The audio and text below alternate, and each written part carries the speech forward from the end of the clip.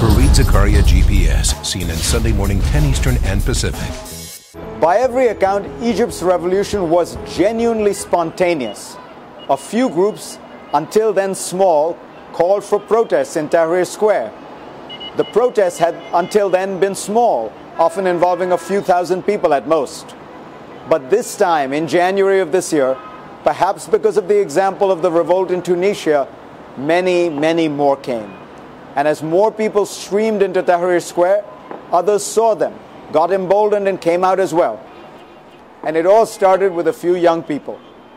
Precisely because it was so spontaneous, I can't really bring you the leader or leaders of this movement, but I've invited some prominent leaders, activists, who represent many of the groups and the people who were out there on the streets of Egypt for those many days in January, while the world watched with awe and respect. And I am now joined by Walid Rashid, who is a spokesman for the April 6th movement, which was one of the key groups that organized some of the protests in Tahrir Square.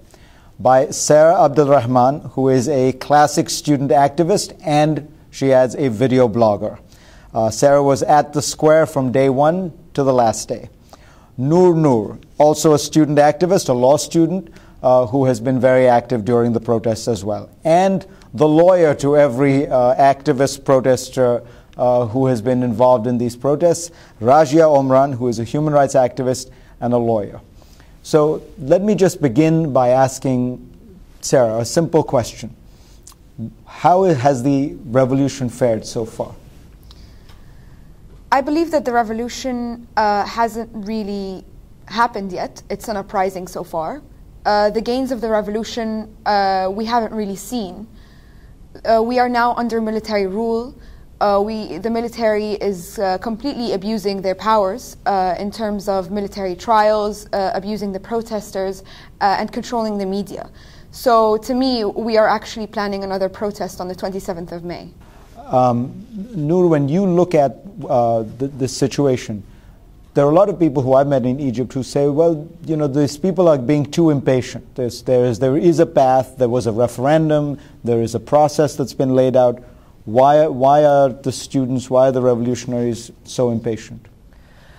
We're in a point of our history where we are rebuilding Egypt. We have removed, or we're trying to remove, the old foundations in order to set new foundations built on ideas of democracy and justice. And we're trying to steer away from all the negatives in the past that we used to accept, and we stayed silent. Hence, because we are in this phase of rebuilding Egypt, all the injustices that Egyptians used to accept before the 25th of January, we cannot accept now. Rajia, you probably have a closer sense than anybody of to what extent is the martial law, the arbitrary arrest, is still in place. How severe are the injustices even now?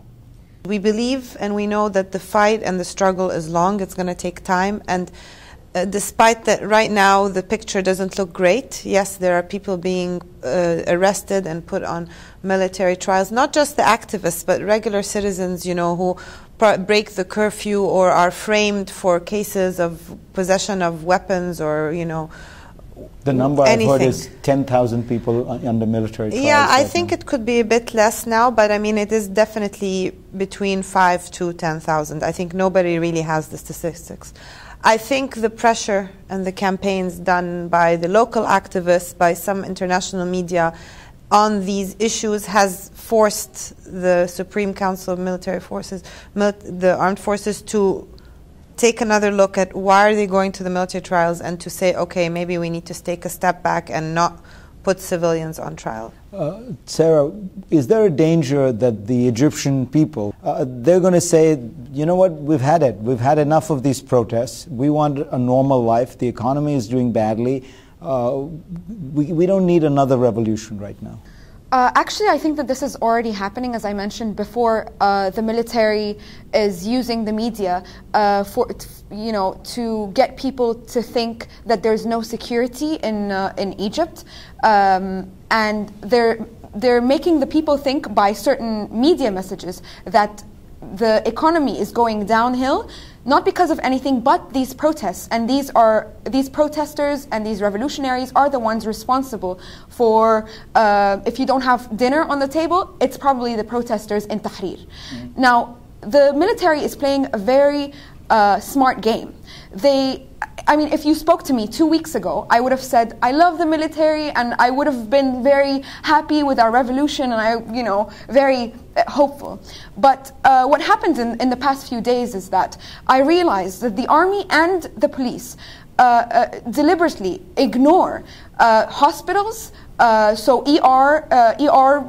ERs they close. Thugs attack hospitals, they ignore police stations that are being burnt every other day, but then they come to peaceful protesters and they start arresting them. They leave the thugs that attack these protesters, but they concentrate on dispersing and cracking down on peaceful protests. Waleed, your movement, the April 6th movement, was invited in by the military to talk to them.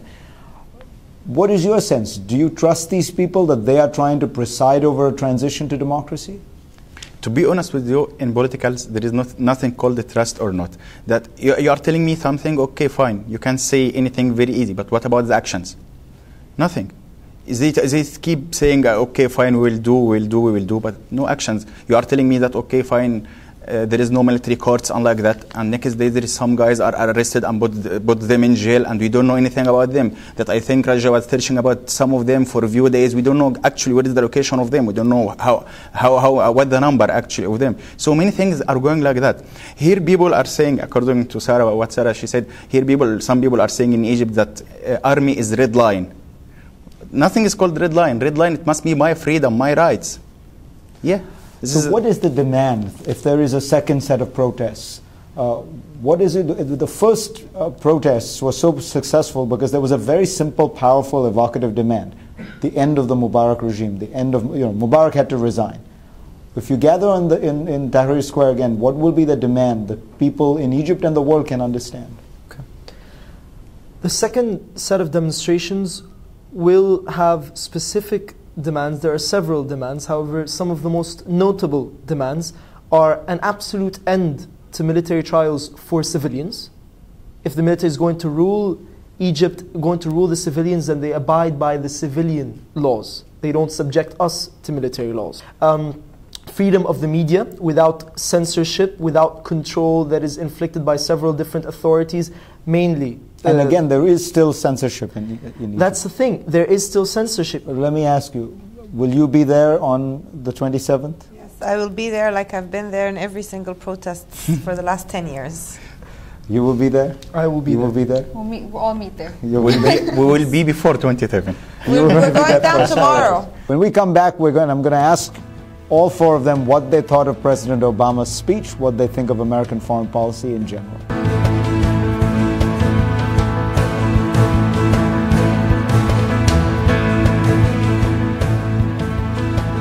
And we are back with four student activists, so-called student activists. I discovered when I got to Cairo that most of the people who are called student activists are actually not students.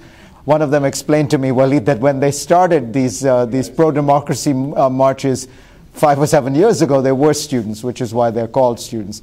Waleed Rashid, Sarah Abdul Rahman, Noor, and Rajia Omran. Noor, let me ask you something before we get to President Obama.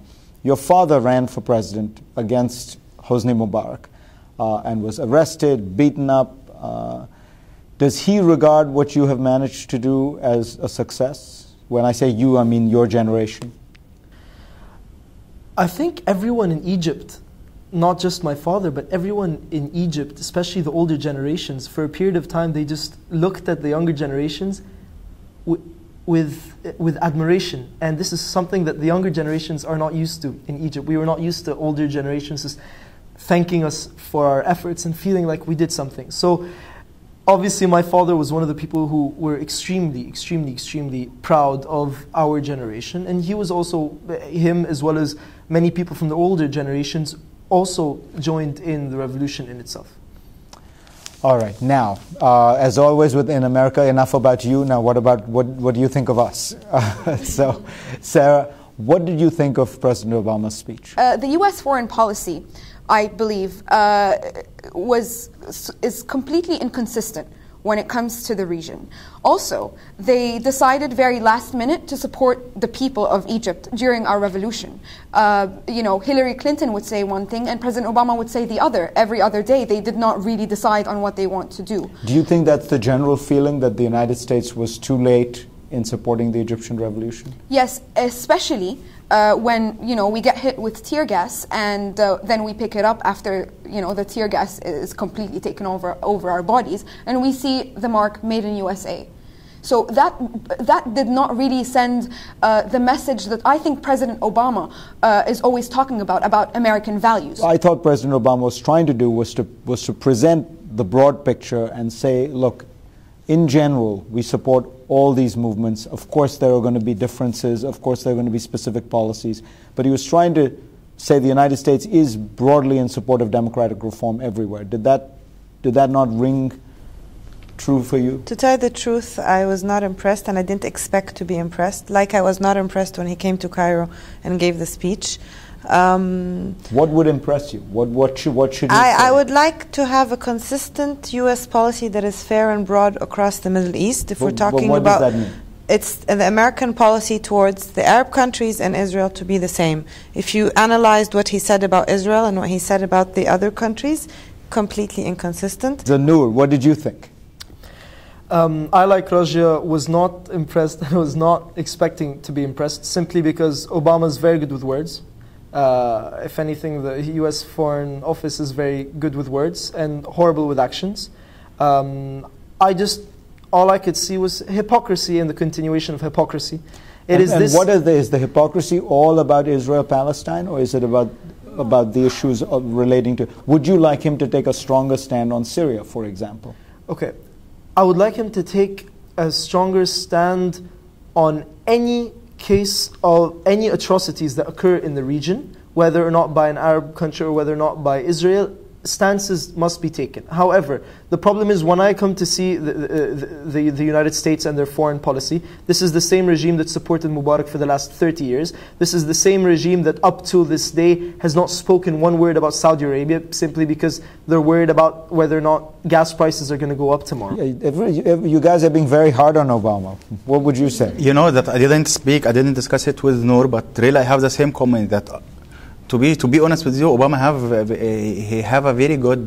he's a very good in speeches and in body language and like that. Fine, I like it so much. But you can't keep promising me every day. If you would like to speak about us, you must speak about us from our position, from our view.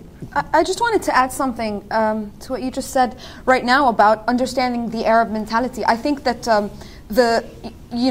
our revolution, I don't like the term Arab Spring because it's not a season. It's our demands. It's our rights. I think that a lesson that we can all learn is that the Obama administration had the wrong idea about, I think they were fooled by the Mubarak regime into thinking that Egyptians want Mubarak, and if Mubarak leaves, then it's going to be the Muslim Brotherhood, and that was the choice that Mubarak was leaving Obama. Here in Egypt, we separate between the American government and the American foreign policy that we're speaking of now, and the American people. And I think that you have probably witnessed that out on the streets. If you say that you're American, you're going to be welcomed, and there's hospitality. But I think that the Obama administration doesn't really make that difference, and didn't make that difference between the Egyptian government and the statistics that they take from the Egyptian government and the Egyptian people. Thank you all very much for a wonderful conversation.